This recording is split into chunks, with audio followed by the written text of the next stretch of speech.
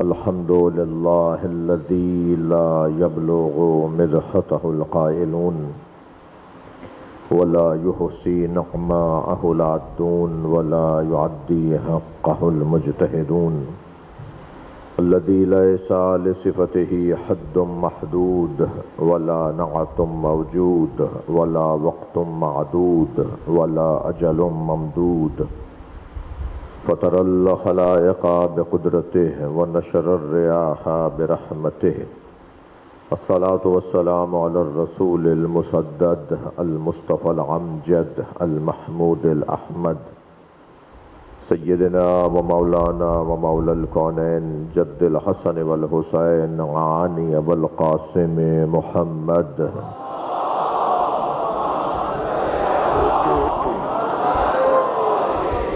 وآله الطيبين الطاهرين المعصومين الذين قال الله إنما يريد الله ليذهب عنكم الرجس أهل البيت ويطهركم تطهيرا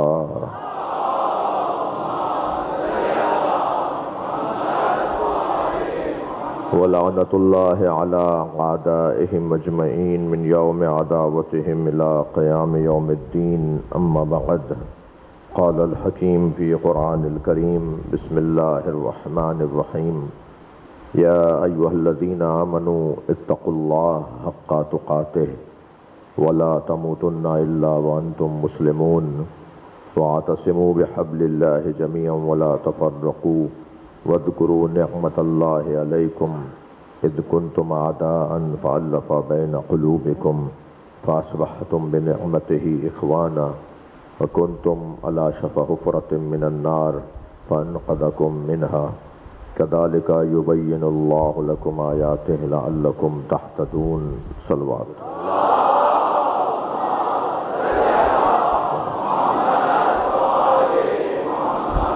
سورہ مبارکہ آل عمران کی 102 اور 103 نشانوں پر موجود 2 آیتیں ایک مرتبہ پھر آپ کے سامنے پڑھی ہیں۔ اللہ اپنے اس کلام میں صاحبان ایمان سے مخاطب ہے، مومنوں سے بات ہو رہی ہے، مومنوں سے بات ہو رہی ہے۔ صلوات پڑھیں محمد والا، اللہم صل علی محمد وعلی محمد۔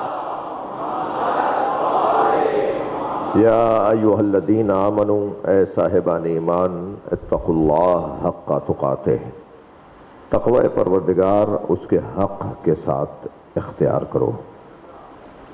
پسند کا تقوی نہیں، اپنے مفاد کا تقوی نہیں، اپنے مطلب کا تقوی نہیں، اپنی دنیا کا تقوی نہیں، اپنی لالچ کا تقوی نہیں۔ مولا حسین کربلا جاتے ہوئے فرما رہے ہیں الدین لائق علی السنتہم، دین ان کی زبانوں کے ذائقے سے زیادہ نہیں ہے۔ جس دور میں امام حسین نے قیام کیا ہے، اس دور میں قیام کے الفاظ میں حضرت کے قربانی کے لیے جب جا رہے ہیں، اپنی شہادت کے لیے جب جا رہے ہیں، ان ایام میں آپ نے مسلمانوں کی حالت بتائی ہے کہ کیا ہے اس وقت مسلمانوں کی حالت۔ تو جب یہ مولا کا قول جب پڑھتا ہوں سامنے آتا ہے تو ایسا لگتا ہے جیسے حسین ابن علی آج بھی اسی درد کے ساتھ کربلا میں ہمیں بلا رہے ہیں۔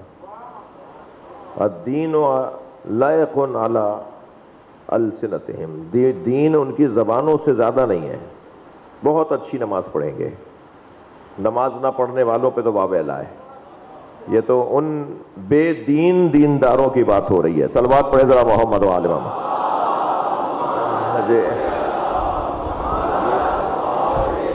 اچھا، بے دین دیندار بھی ہوتے ہیں کیا؟ بے دین دیندار وہ ہیں کہ جن کا دین صرف ان کی زبان پر ہے، بس کلمہ بہت اچھا پڑھیں گے، نماز بہت اچھی پڑھیں گے، بظاہر حج بھی بہت اچھا کر کے آئے ہیں۔ امام حسین فرما رہے ہیں دین صرف ان کی زبان میں، دہن کے علاوہ دین نہیں ہے۔ بڑی اچھی اچھی تقریریں کریں گے، بڑی اچھی اچھی باتیں کریں گے، ان سے اچھا کوئی دین کے بارے میں بات کرنے والا نہیں ہوگا۔ اور عجیب مظلومیت ہے دین کی، تھوڑی کڑوی کڑوی باتیں بھی سن لیا کر کے بھی۔ عجیب مظلومیت ہے دین کی کہ ہر شخص دین پر رائے دینے کے لیے ایکسپرٹ ہے، جی ڈاکٹر، انجینئر، ماہر سیاسیات، ماہر معاشیات، ماہر زراعت، ہر شعبے کا کوئی نہ کوئی ماہر ہے، مگر دین کے سب ماہر ہیں۔ یعنی آپ سب سے زیادہ جس مسئلے کے اوپر تبصرہ سنیں گے نا، یعنی ایسا سمجھتے ہیں کہ نہیں بولوں گا تو گناہ کبیرہ ہو جائے گا۔ جی اگر نہیں بولا نا، کچھ رائے میں نے نہیں دی دین کے بارے میں، اپنا فتویٰ صادر نہیں کیا تو مجھے گناہ ہوگا، لہذا میں کچھ نہ کچھ تو بولوں، اور وہ کچھ نہ کچھ ضرور دین کے بارے میں تبصرہ کر رہا ہوتا ہے۔ میرے پرانے دوستوں کو پتا ہے، میرے ساتھ ایک سانحہ ہوا، وہاں جب ہم ہاسپٹل میں تھے تو ہم نے ایک مثلاً آئی اسپیشلسٹ سے کڈنی کے بارے میں پوچھ لیا تو اس نے رائے نہیں دی۔ ہارٹ اسپیشلسٹ سے ہم نے جگر کے بارے میں پوچھ لیا کہ بھئی یہ بھی تکلیف ہے، آپ کی کیا رائے؟ کہنے نہیں میں رائے نہیں دوں گا، اس کا فلاں ڈاکٹر ہے وہی رائے دے گا۔ یعنی بدن اتنا اہمیت کا حامل ہے کہ اس کے بارے میں بال برابر بھی کوئی بے احتیاطی نہیں کرتا، مگر دین اتنا آسان ہے کہ ہر ککڑی بیچنے والا دین پہ فتویٰ دیتا ہے۔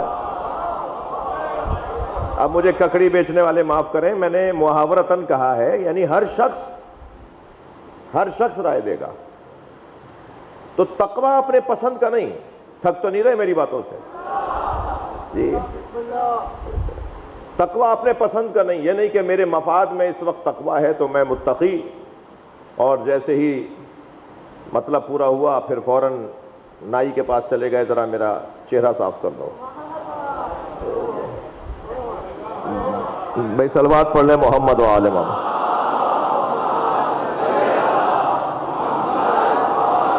یا پریشانیاں بڑھیں اور ضرورت پڑی تو نماز جماعت میں برابر حاضر ہو رہے ہیں، اور جیسے ہی مبعث مکمل ہوا تو پھر دوبارہ سے پلٹ کے وہاں چلے گئے۔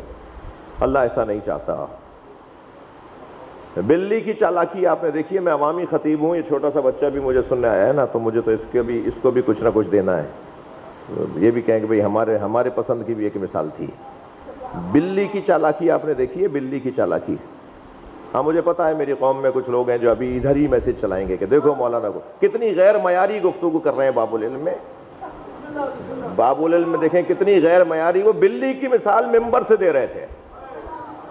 تو میں ان کے اوپر کسی جانور کا تبصرہ نہیں کروں گا،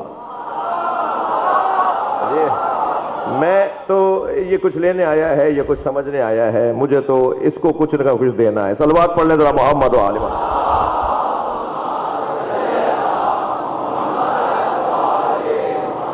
بلی کی چالاکی آپ دیکھیں کہ جب بارش برس رہی ہوتی ہے نا تو وہ دیوار چلتی ہے کنارے کنارے کہ کہیں چھینٹیں نہ لگ جائیں، ہاں، اور جیسے ہی تالاب میں اسے مچھلی نظر آتی ہے تو غوطہ بھی لگا دیتی ہے۔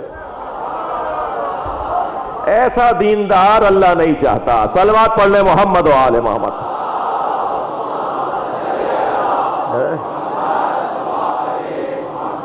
جو کام کریں، میں نے شاید دوسری مجلس میں کہا تھا کہ جو کام کریں اس کے تقاضوں کے مطابق کریں، اس کے تمام تر شرائط کو مکمل کر کے کریں۔ زبردستی نہیں ہے کہ میں یہی کام کروں، جو کام میں شوق سے کر سکتا ہوں وہ مجھے تمام اہتمام کے ساتھ کرنا چاہیے۔ جس کام میں میری جس کام میں میری توجہ نہیں ہوگی وہ کام میں اچھا نہیں کر پاؤں گا، لیکن جس کام پر میری توجہ ہوگی، میں اہتمام کروں گا، وہ کام میں سجا کے کروں گا۔ اللہ چاہتا یہ ہے کہ اس کے چاہنے والے کام سجا کر کریں، جیسے اس نے کائنات سجا کر بنائی ہے، جیسے اس نے مصطفیٰ کو سجا کر بھیجا ہے، جیسے اس نے علی کو سنوار کر بھیجا ہے، ایسے وہ چاہتا ہے علی والے بھی سنور کر رہے اور بن کر اور سج کر رہے۔ صلوات پڑھ لیں محمد و آل محمد۔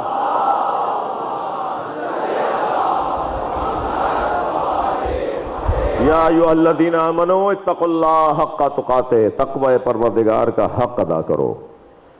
ہر کام سجا کے ہونا چاہیے۔ آپ کی توجہات پہلے سے بہتر ہو گئی ہیں۔ اللہ نے اس کائنات کو سجا کے بنایا ہے، اللہ نے نبی کو سنوار کر بھیجا ہے۔ اللہ جب بناتا ہے اور کام کرتا ہے تو پھر سجا کے کرتا ہے، اور اللہ کا کیا ہوا کام واضح ہو جاتا ہے۔ اللہ نے ہمارے نبی کو سجا کر بھیجا ہے. علمنی ربی ثم ارسلنی. اللہ نے مجھ مصطفیٰ کو پہلے علم دیا ہے پھر بھیجا ہے. ادبنی ربی ثم ارسلنی. اللہ نے پہلے مجھ مصطفیٰ کو تربیت دی ہے پھر دنیا میں بھیجا ہے.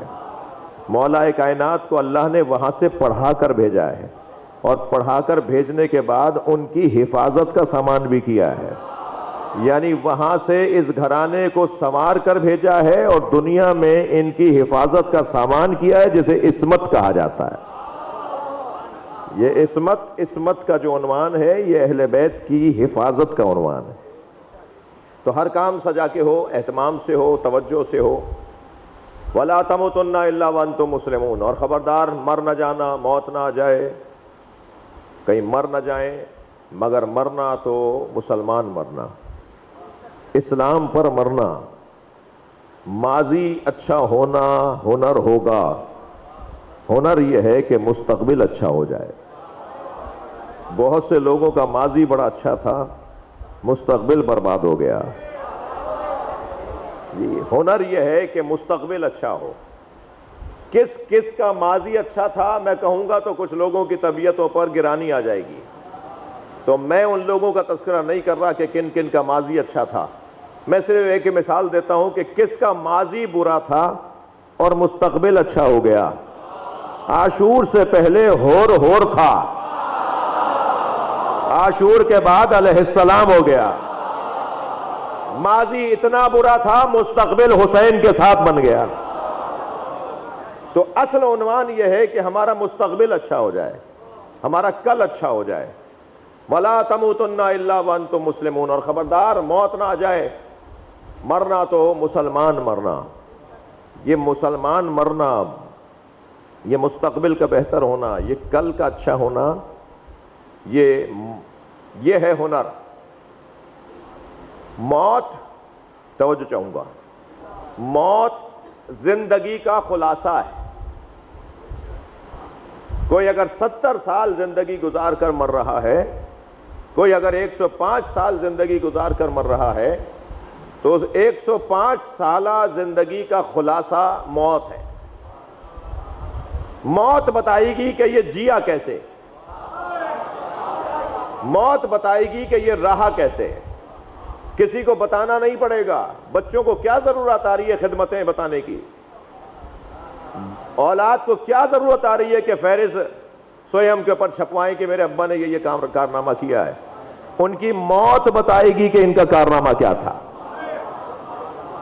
اگر موت اچھی ہوئی ہے، موت ایمان پر ہوئی ہے، موت دین پر ہوئی ہے، موت انسانیت پر ہوئی ہے، تو یہ خلاصہ ہے پوری زندگی کا، نچوڑ ہے پوری زندگی کا.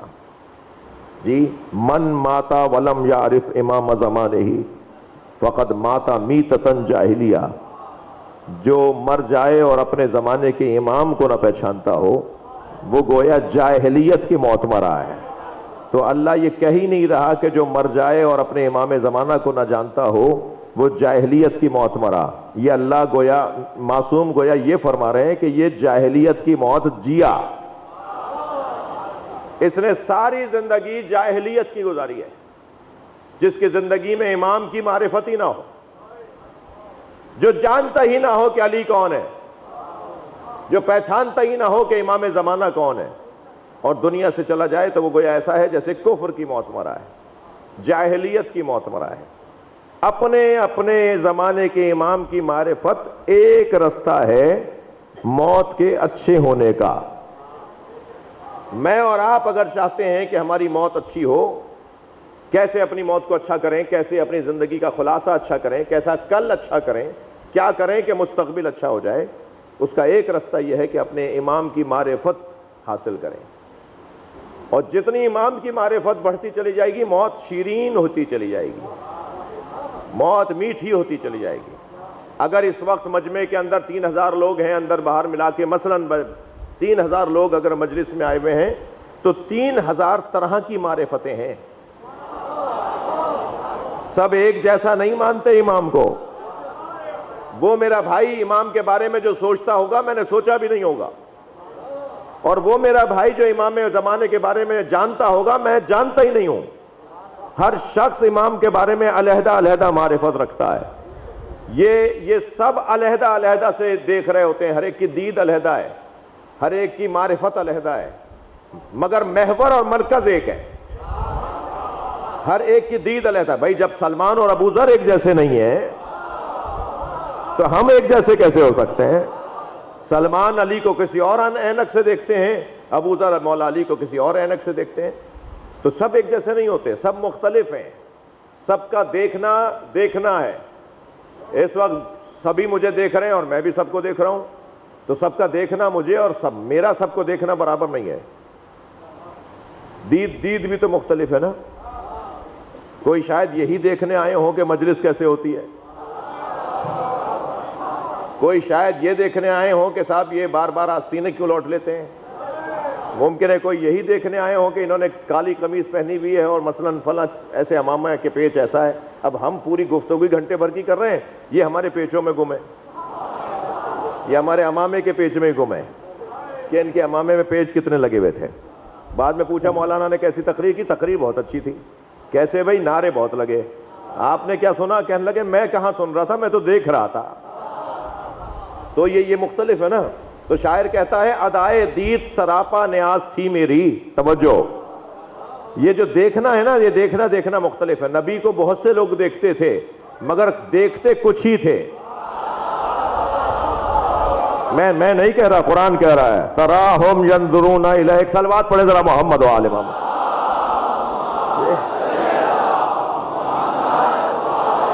تراہم ینظرون الیک وہم لا یبصرون. اے میرے حبیب, آپ نے دیکھا انہیں کہ یہ آپ کو دیکھتے ہیں مگر ان کی آنکھیں کام نہیں کرتی. جو دیکھنا چاہیے وہ دیکھتے ہی نہیں ہیں. ہاں, ایک بہت بڑا طبقہ ہے, وہ بھی محترم ہے, جو نبی کو اس انداز سے دیکھ رہے ہوتے ہیں کہ زلفیں کیسی تھیں, بھویں کیسی تھیں, جی ریش مبارک کیسا تھا, آپ عصا کیسی ہاتھ میں لیتے تھے, آپ کس کنگھی, کون سے درخت کے لکڑی کی بنی ہوئی کنگھی سے بالوں کو اپنے سنوارتے تھے, جی نالین کیسی تھی, مسواک کیسی, اور کملی مبارک کیسی. بھئی اللہ نے جب دیکھا ہے تو امت کو بھی دیکھنا چاہیے نا. اللہ بھی تو نبی کی کملی کو دیکھ کر پورا قرآن میں آیت نازل کر دیتا ہے نا, کہ نبی اگر کملی اوڑھ کر آ جائیں تو اللہ کو یہ نبی کی آمد اچھی لگتی ہے, کملی اوڑھنا اچھا لگتا ہے. عاشقوں کا یہی انداز ہوتا ہے بھائی. عاشق اپنے معشوق کی اداؤں کو دیکھ رہا ہوتا ہے. تو یہ بہت بڑا ہنر ہے کہ سرکار کی زلفوں پر بات ہو, سرمے پر بات ہو, سرکار کی نالینوں پر تذکرہ ہو, تبصرہ ہو, مگر یہ بھی ایک دید ہے. جیسے بہت سارے لوگ خانہ کعبہ کے غلاف میں ہی الجھے رہتے ہیں, اور بہت سارے لوگ خانہ کعبہ کے پرنالے میں ہی بہتے رہتے ہیں, اور بہت سارے لوگ تو خانہ کعبہ کے تالے میں ہی اٹکے رہتے ہیں, اور بہت سارے لوگ تو خانہ کعبہ کے دروازے پر ہی بیٹھے رہتے ہیں, اور بہت سارے لوگ لاکھوں روپیہ خرچ کر کے خانہ کعبہ پر پہنچ کر خانہ کعبہ میں ہی رہتے ہیں, اور کچھ اور بھی ہیں جو بیت سے اہل بیت تک پہنچ جاتے ہیں, کچھ ہیں جو اللہ تک بھی پہنچ جاتے ہیں, کچھ ہیں جو اللہ کی معرفت کا بھی سامان اسی خانہ کعبہ سے کرتے ہیں. ایسے ہی نبی مکرم کو دیکھنے والے, سرکار دو جہاں کو سوچنے والے, یہ بھی بہت بڑا کارنامہ ہے کہ آپ کے بالوں کا تذکرہ ہو, آپ کی زلفوں کا تذکرہ ہو, آپ کی ریش مبارک کی بات ہو, مگر جو کچھ اور اس سے کچھ اور دیکھنا چاہتے ہیں, یعنی ان چیزوں سے کچھ اور دیکھنا چاہتے ہیں, وہ زلفوں کو تو ضرور دیکھتے ہیں مگر یہ زلفیں تھیں کن کے ہاتھ میں؟ صلوات پڑھنے حسنین کی ذات پر.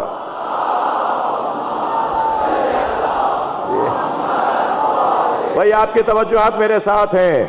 امت کا ایک طبقہ سرکار کی کملی کو تو دیکھتا ہے مگر اس چادر میں کون پنجتن آئے. صلوات پر محمد و آل محمد پر.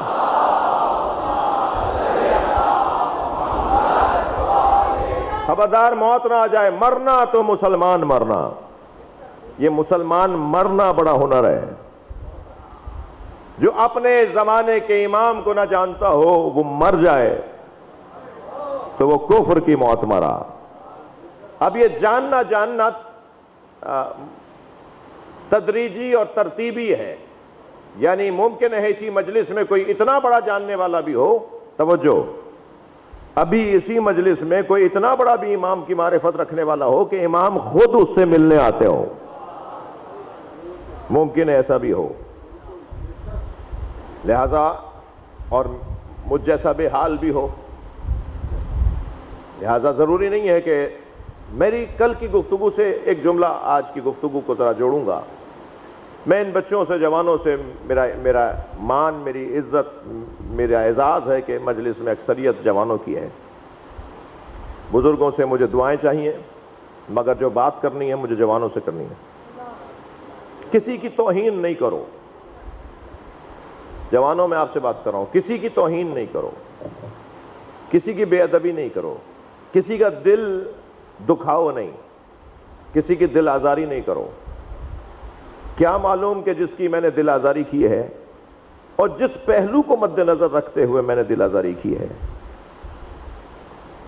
اسی شخص میں کوئی کہ ایسا پہلو بھی ہو جس کو میں نہیں جانتا اور اس کی وجہ سے وہ امام کے قریب ہو، اس کی وجہ سے وہ مولا علی کے قریب ہو، اس کی وجہ سے وہ رسول اللہ کے قریب ہو، اس کی وجہ سے وہ اللہ سے قریب ہو. اور کسی کردار کے کمزور اور عبادات میں بے حال اور کمزور انسان کے بارے میں ہمیں حق نہیں ہے کہ ہم فیصلہ کریں کہ میں 5 وقتہ نمازی ہوں اور میں نماز شب بھی پڑھتا ہوں اور فلاں نماز قضا کر دیتا ہے اور میں جلدی فیصلہ کر لوں. کیا معلوم کہ اس کی موت اسلام پر ہو جائے اور میرا حال خراب ہو جائے. میں جس کے بارے میں یہ رائے دے چکا، جس کے بارے میں خیال اپنا ظاہر کر چکا، کیا معلوم کہ اس کی کوئی ایک نیکی ہو اور اللہ اسے توفیق دے اور وہ ساری نمازوں کا ازالہ کر لے، وہ ساری کوتاہیوں کا ازالہ کر لے اور وہ اچھا ہو کر دنیا سے جائے. اور میں جو اپنی عبادتوں پر خود پسند اور خود عجب کا شکار تھا اور خود پسندی کا شکار تھا، میری عبادتیں ضائع ہو جائیں، میری محنتیں ضائع ہو جائیں. محنتیں بچانا بڑا ہنر ہے، عبادتوں کو بچانا بڑا ہنر ہے. عمل سے زیادہ حفظ عمل مشکل کام ہے. بڑی نیکی کی ہیں، بڑی خوبیاں ہیں، بڑی عبادتیں ہیں، اتنا فلاحی اور رفاہی کام کیے ہیں، اتنا غریبوں اور مسکینوں کے کام آئے ہیں. یہ ہے عمل. اس کا جو ثواب ذخیرہ کر دیا گیا ہے نا، اسے بچانا، اسے محفوظ رکھنا اس سے زیادہ مشکل ہے. سرکار نے فرمایا ہر شخص جب بھی نیکی انجام دیتا ہے تو اس ایک نیکی کے عوض اس کا جنت میں ایک درخت ایجاد ہوتا ہے، اور نیکیوں کے عوض، ہر نیکی کے عوض ایک درخت اس کے لیے لگتا ہے جو اس کی جنت کو سنوارتا ہے، سجاتا ہے. تو جب سرکار نے یہ فرمایا کہ ایک نیکی کے بدلے میں جنت میں تمہارے گھر میں ایک درخت لگ جائے گا، خود بخود لگ جائے گا، تمہاری جنت سجنا شروع ہو جائے گی، تو اس نے کہا یا رسول اللہ اتنے زیادہ درخت ہو جائیں گے؟ تو حضرت نے فوراً فرمایا پریشان اس بات پر رہو کہ تمہارا کوئی ایک عمل ان سارے درختوں کو جلا نہ ڈالے. اتنے زیادہ اعمال اور اچھائیاں خوبیاں کرنے کے بعد تم نے اپنی جنت سجا لی، اور کیا معلوم کہ ایک عمل. لہذا وہ کون سا عمل ہے جو ہماری جنت کو برباد کر دیتا ہے؟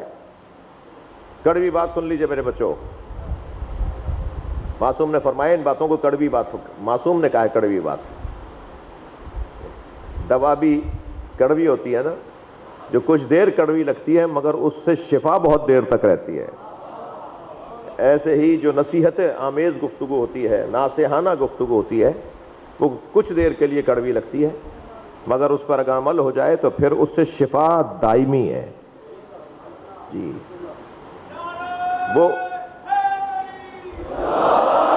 وہ کون سا عمل ہے جو ہمارے اعمال کو ایک لمحے میں جلا کر ختم کر دیتا ہے؟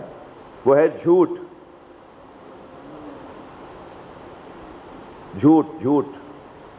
جھوٹ اعمال کو ضائع کر دیتا ہے.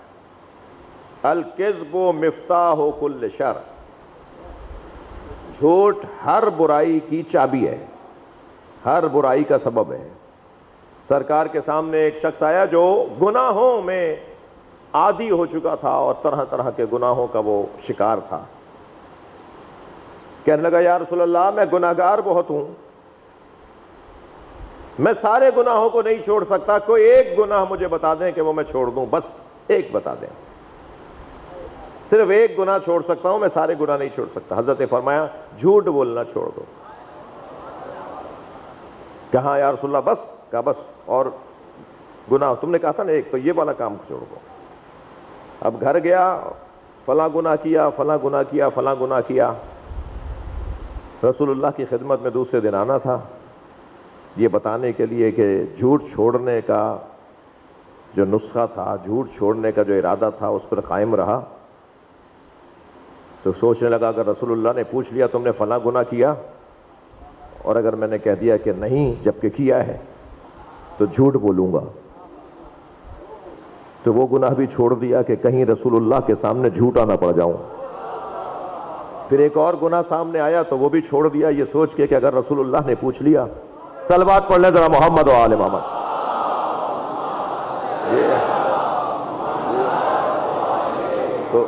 تو جھوٹ ان اعمال میں سے ہے کہ جو ہمارے گناہوں کو ضائع کر دیتا ہے۔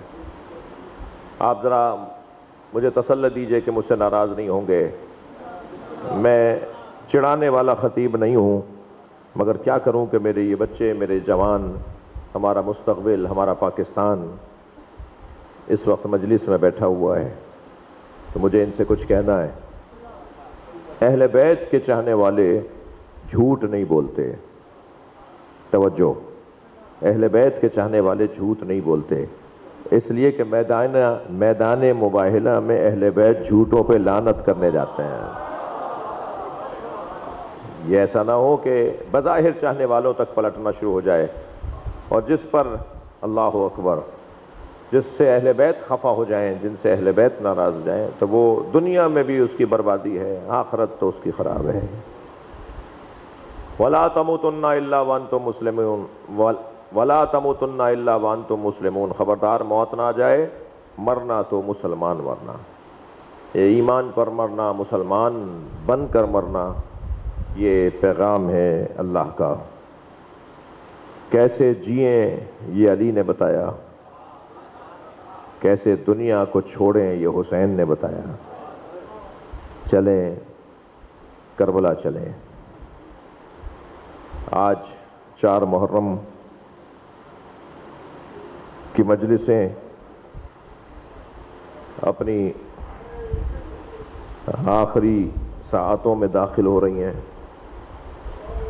پورے کراچی میں رات گئے تک اہل بیت کے چاہنے والے مصائب اہل بیت سننے کے لیے بےتاب رہیں گے۔ سلام ہو ان سچوں پر کہ جنہوں نے اپنے وعدوں کو پورا کیا۔ قرآن جن کی تعریف کرتا ہوا نظر آئے، وہ شہدائے کربلا، وہ انصاران حسین، وہ یاران حسینی،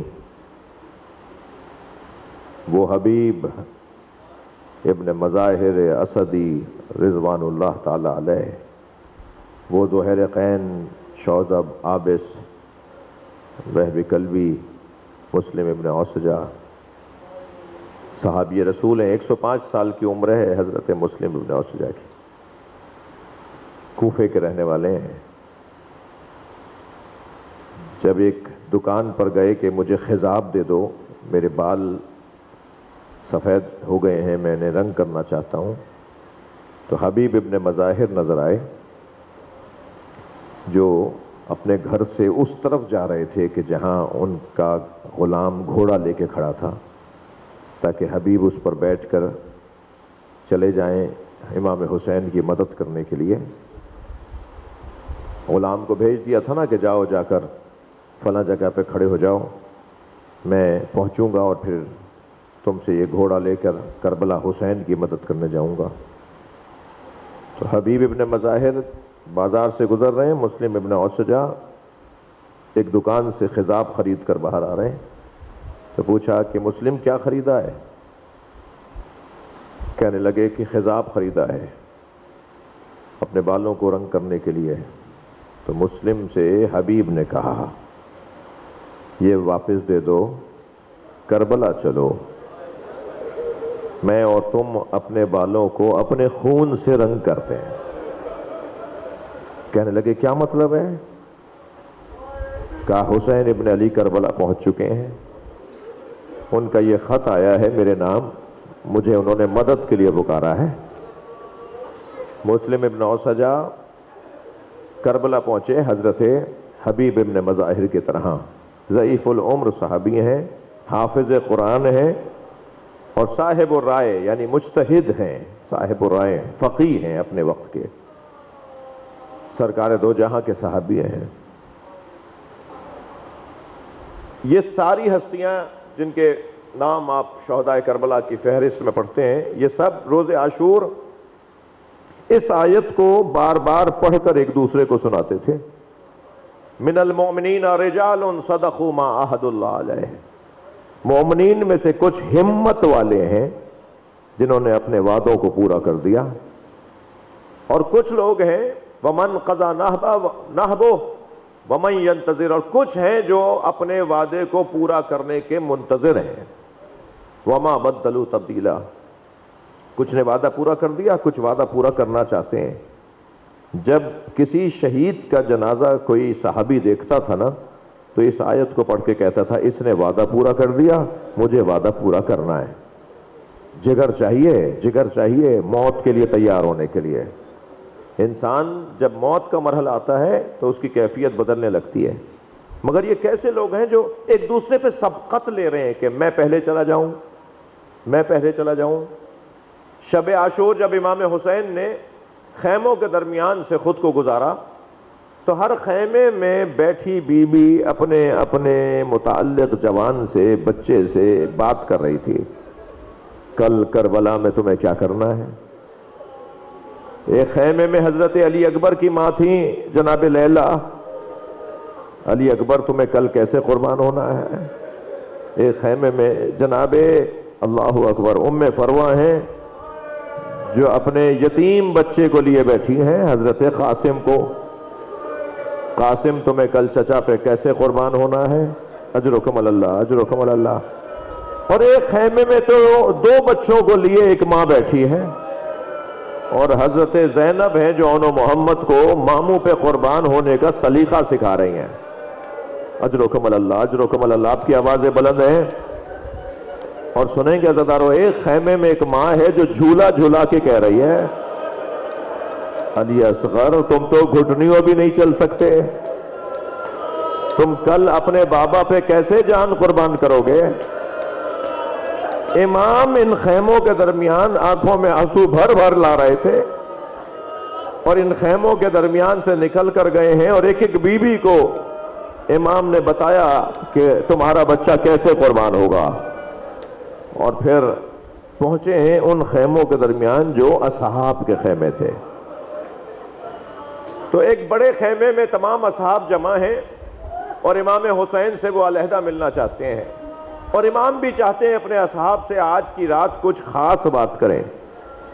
امام نے تمام اصحاب کو جمع دیکھ کر فرمایا کہ کل کا دن جو آنے والا ہے یہ یزیدی لشکر میرے خون کا پیاسا ہے، تمہیں بھی اس لیے مارنا چاہتا ہے کہ تم میری حمایت میں آئے ہو، اگر تم جانا چاہو تو چلے جاؤ، مجھے چھوڑ کر جانا چاہو تو چلے جاؤ، تم اگر یہ سوچو کہ مجھے چھوڑ کر جانے سے تمہاری آخرت کا کیا ہوگا اور جنت کا کیا ہوگا تو اس کی ضمانت حسین لیتا ہے، تم چلے جاؤ اپنے گھروں کو چلے جاؤ، میں تم سے بیعت اٹھا رہا ہوں اور یہ بھی ضمانت دے رہا ہوں کہ جنت میں تمہاری شفاعت کروں گا، میں جنت تمہیں دلواؤں گا، جنت کا سردار کہہ رہا ہے جنت میرے ہاتھ میں، میں تمہیں جنت میں لے جاؤں گا، تم اگر جانا چاہو تو چلے جاؤ۔ پھر فرمایا کہ تم جاتے ہوئے شرم کھا رہے ہوگے، یہ سوچ رہے ہوگے کہ جو بھی جائے گا اسے شرمندگی کا سامنا ہوگا، تو میں یہ خیمے کا چراغ بجھا دیتا ہوں، اندھیرا چھا جائے گا، کوئی کسی کو نہیں دیکھے گا۔ کیا آبرو بندی ہے، کیا احترام نفس ہے، کیا احترام متقابل ہے۔ فرمایا میں خیمے کا چراغ بجھا دیتا ہوں، اندھیرے میں جو جانا چاہتا چلا جائے۔ امام نے یہ کہہ کے چراغ کو بجھا دیا۔ چراغ کی لو پر ہاتھ رکھا، چراغ کو بجھا دیا، اندھیرا چھا گیا۔ کچھ دیر کے بعد دوبارہ امام نے چراغ جلایا۔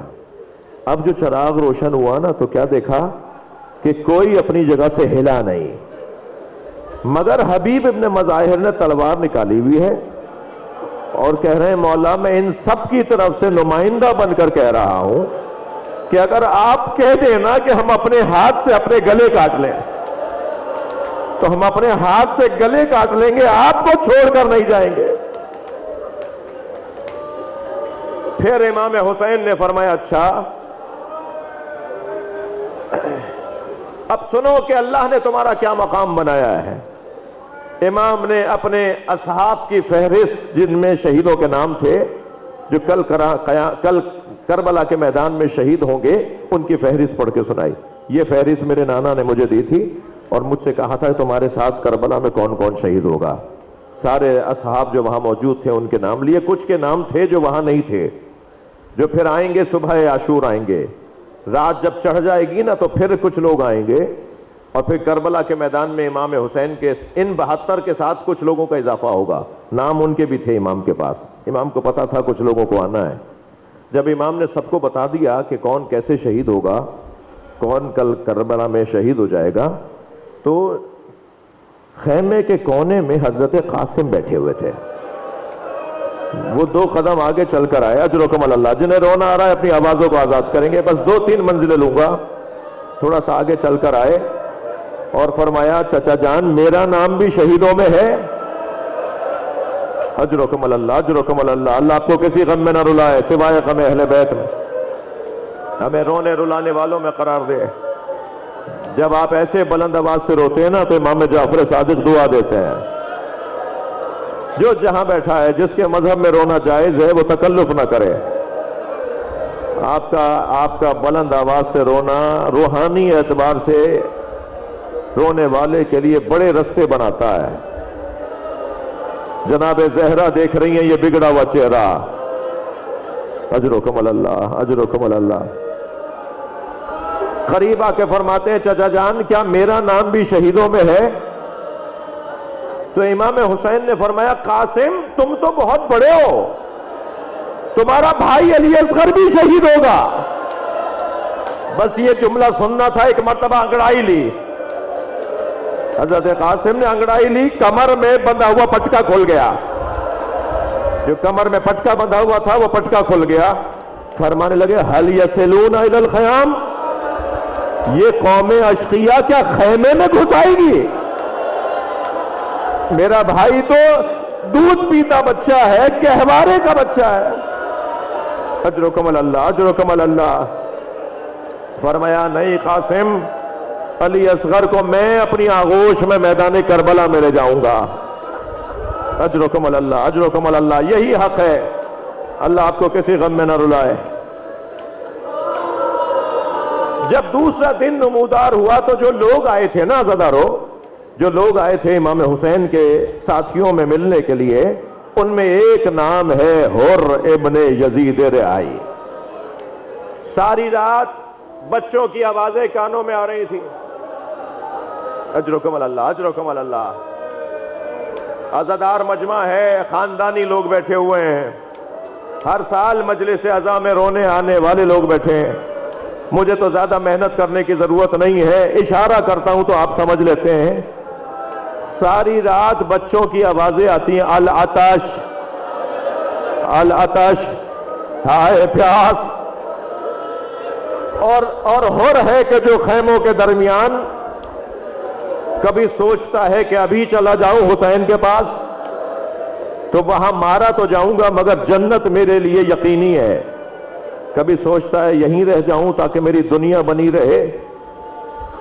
سنیں گے عزادارو، ایک مرتبہ اس کے خیمے کے عقب سے ایک بی بی کے رونے کی آواز آئی۔ ہاں جناب زہرا اپنے حسین کی مدد کے لیے کربلا میں کیا کیا اہتمام کریں گی؟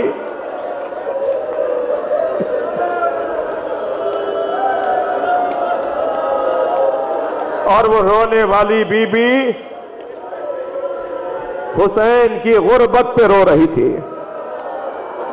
خوب جا جا کے دیکھا مگر خیموں کے درمیان کوئی خاتون نہیں ہے، تو طے کر لیا کہ بس اب مجھے حسین کی طرف جانا ہے۔ اور سنیں گے عزیزارو، جب صبح عاشور کچھ سفیدی آنے لگی تو اپنے غلام سے کہا میرا گھوڑا کھول کے لاؤ، میں فرات کے کنارے جا کر اسے پانی پلا کر لے آؤں۔ تو وہ کہنے لگا مالک یہ کام تو میرا ہے اور ہمارا گھوڑا پیاسا بھی نہیں ہے، کہ جو میں کہہ رہا ہوں وہ کر لو۔ گھوڑا جب آ جاتا ہے گھوڑے پہ بیٹھ کے فرات کی طرف جاتا ہے تاکہ غلام اور بیٹا یہ سمجھے کہ بابا پانی پلانے گیا ہے، مگر پھر نہر نہر ہو کر تھوڑا دور جانے لگا، ایسا لگا جیسے یہ کہیں جانا چاہتے ہیں۔ تو بیٹا اور غلام مسلسل دیکھ رہے ہیں کہ انہوں نے امام حسین کے خیموں کی طرف رخ کیا۔ یہ دونوں بھی سوار ہوئے اور اپنے بابا تک پہنچے۔ بابا کہاں کا ارادہ ہے؟ کہ میں تم دونوں کو مجبور نہیں کرنا چاہتا تھا، میں حسین کی خدمت میں معافی مانگنے جا رہا ہوں، حسین مجھے معاف کر دیں گے تو میری آخرت سنور جائے گی۔ تو بیٹے اور غلام نے کہا یہ کیسے ممکن ہے کہ آپ چلے جائیں اور ہم آپ کے ساتھ نہ جائیں؟ تو بیٹا بھی گیا، حر کے ساتھ غلام بھی گیا۔ حر نے جیسے ہی امام حسین کے خیمے قریب آنے لگے تو اپنے آپ کو گھوڑے سے اتار دیا اور اپنا امامہ اتار کر اپنے غلام کے حوالے کیا اور کہا امامہ تو عزت دار لوگ پہنتے ہیں، میری عزت تو اسی وقت ختم ہو گئی تھی جب میری وجہ سے زینب کبریٰ کے رونے کی آواز بلند، جب نبی زادیوں کے گریے کی آوازیں بلند ہوئی، میں کہاں عزت دار ہوں؟ اجرکم اللہ، اجرکم اللہ، مجھے جلدی نہیں ہے، یہ بیان ذرا مکمل ہونے دیں عزیزارو، اللہ آپ کو اور حوصلہ عطا فرمائے، تھکیں گے نہیں آپ روتے ہوئے۔ یہ 4 محرم سال بعد آئے گی، پھر یہ 4 محرم جو آج آئی ہے نا یہ 1 سال بعد آئے گی، تو غنیمت جانے مجلس اعظم میں آنکھوں سے بہنے والے آنسوؤں کو۔ اور پھر کہا میرے ہاتھ باندھ دو تاکہ مجھے ایسے لے کے چلو جیسے کسی اسیر کو لایا جاتا ہے۔ امام حسین نے جیسے ہی حر کو آتے ہوئے دیکھا آواز دی علی اکبر آؤ، عباس آؤ، قاسم ہمارا مہمان آ رہا ہے۔ بڑھ کر امام حسین نے حر کو گلے لگایا، فرمایا یہ ہاتھ باندھے ہوئے کیوں ہیں؟ تم نے اپنا یہ حلیہ کیوں بنایا ہوا ہے؟ حر نے کہا مولا کیا مجھ جیسے کی بخشش ممکن ہے؟ مولا کیا میری توبہ قابل قبول ہے؟ میں اس مجمع سے کہوں گا ہم گناہگار بہت ہیں، ہم سے ارادتاً اور غیر ارادی طور پہ غلطیاں بہت ہوتی ہیں، مگر ہمارے گناہ حر کے گناہ کے برابر نہیں ہے۔ ہم نے نبی زادیوں کو تکلیف نہیں پہنچائی، جب کریم ابن کریم حسین حر کو معاف کر سکتے تو امام حسین اس مجمع میں بیٹھے گناہگاروں کو بھی معاف کر سکتے۔ مولا ہم سب نے بھی امامے اتار دیے، مولا ہم نے اپنے آپ کو آپ کے حوالے کر دیا،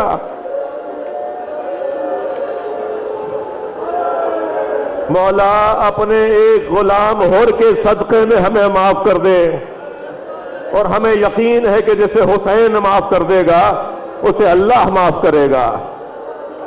امام نے فرمایا تم نے کیا حال بنایا ہوا ہے؟ کہ مولا کیا میری توبہ قبول ہے؟ فرمایا حر انت حر فی الدنیا والآخرہ، تم دنیا میں بھی حر ہو آخرت میں بھی حر ہو، جاؤ میں نے تمہیں معاف کیا، میرے اللہ نے تمہیں معاف کیا۔ تو ایک مرتبہ حر آگے بڑھ کر ہاتھوں کا بوسہ دیتا ہے، کہتا ہے مولا اب مجھے اجازت دیں کہ میں آپ پر اپنی جان قربان کر دوں۔ آگے بڑھ کر بیٹے نے کہا بابا یہ کیسے ممکن ہے کہ بیٹا زندہ رہ جائے اور باپ مارا جائے؟ پہلے میں جاؤں گا حسین ابن علی اپنے مولا پہ جان قربان کرنے کے لیے۔ حر کا بیٹا تیار ہوا، علی ابن حر ابن یزید رہائی رضوان اللہ تعالی علیہما۔ ایک مرتبہ حر کا بیٹا میدان میں گیا، سینکڑوں لوگوں سے مقابلہ ہے، بہت سے لوگوں کو فنار کیا، مگر ایک تھا نا، تنہا تھا نا، تیر بھی لگ رہے تھے، نیزے بھی چبھ رہے تھے، کوئی بھالا مارتا تھا، کوئی برچی مارتا تھا، زخم بڑھتے چلے گئے، اتنے زخم بڑھ گئے کہ حر کا بیٹا زمین پر گرتے ہوئے آواز دیتا ہے بابا حر میری مدد کیجیے گا۔ اولاد والے لوگ بھی بیٹھے ہیں نا، ماں باپ بھی بیٹھے ہوئے نا، اگر ایسی حالت میں بیٹا باپ کو مدد کے لیے پکارے بابا میری مدد کیجیے گا، تو باپ کتنی جلدی جائے گا؟ اجرکم اللہ، اجرکم اللہ، جنہیں رونا آ رہا ہے وہ تکلف نہ کریں۔ باپ کتنی جلدی جائے گا بیٹے کی مدد کرنے؟ سنیں گے۔ اور کتنی جلدی گیا ہوگا بیٹے کی آواز پر، بیٹے کے لاشے کے اوپر؟ سنیں گے۔ حسین پہلے سے موجود تھے، اور کے بیٹے کا لاشا حسین اٹھا چکے تھے، اور نے بڑھ کر کہا مولا یہ غلام زادہ ہے، مولا اس کا لاشا میں اٹھاؤں گا، مجھے دے دیجئے۔ فرمایا اور جوان کی میت باپ نہیں اٹھاتا، اور جوان بیٹے کی میت باپ نہیں اٹھاتا۔ یہ کہہ کر حسین نے ہور کے بیٹے کا لاشا اٹھایا۔